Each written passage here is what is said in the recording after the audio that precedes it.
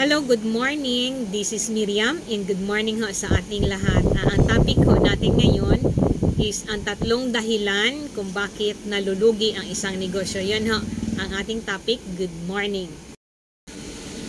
Number 1 ho is bisyo. Yun ang number 1 natin ha, bisyo. Ano ho yung mga bisyo?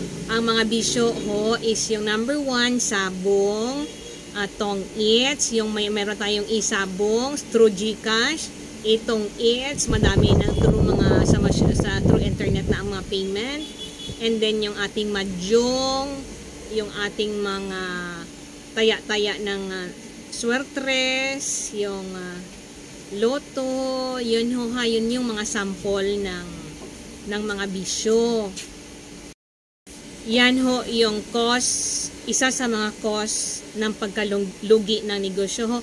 Oo, yung bisyo na yan is for para daw sa minsan-minsan lang, pero minsan naging madalas, and then para lang daw is sa boring na time. So ito daw ang dahilan nila na maging masaya sila sa mga ganyan-ganyan, kunti lang man daw, yun yung mga dahilan nila, pero hindi nila alam na yun na yung mga cause ha.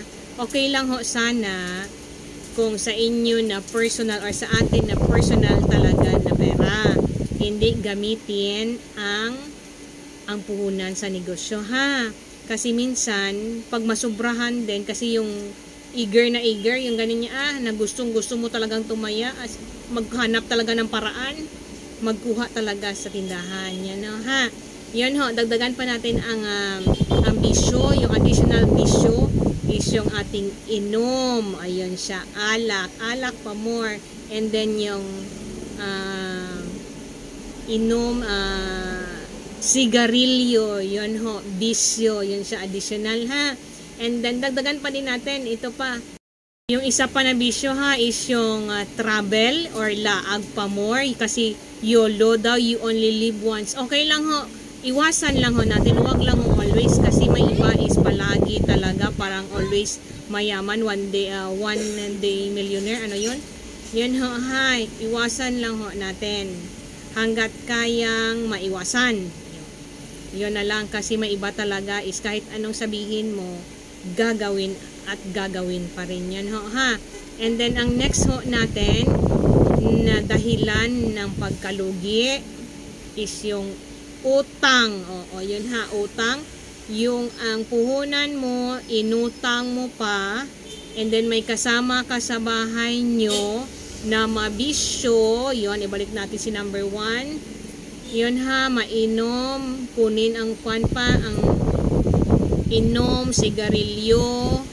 Okay lang ho talaga na sana may trabaho siya, sa kanya yung pera niya, huwag kunin sa tindahan talaga ha. Kasi yung inutang ho natin, kuhanan ng mga bisyo, kuhanan pa na inutang pa, and then kung may bayaran na, mag-utang naman para ibayad sa utang. Wala na ho. Yun ha, yun lang ho. Kasi yun ho, ang iba hindi nila alam, pero may iba masikreto ho, yun, tago, pasimple lang. Pero ang bisyo ho, number 1. And then yung utang, basta mag-utang ho tayo, doon para lang sa tindahan. Yun ho ha. Then ang number 3 ho, yung kinukuha lahat ng expenses sa tindahan. O yun ha, pag magsabay ho itong tatlo, wala ho talaga. Kaya ho, kung kinukuha mo na yung basic needs ho natin sa tindahan, wag na sana yung bisyo, and then yung lalo na inutang pa ang kapital. Ho, yun ang pinakwan yan. Tatlo na yan ha. Kung kayang iwasan natin, iwasan. Yun lang ho yung akin na kwan. Kasi ho, asahan nyo ho, malugi ho talaga tayo. Yan ha. Thank you and good morning.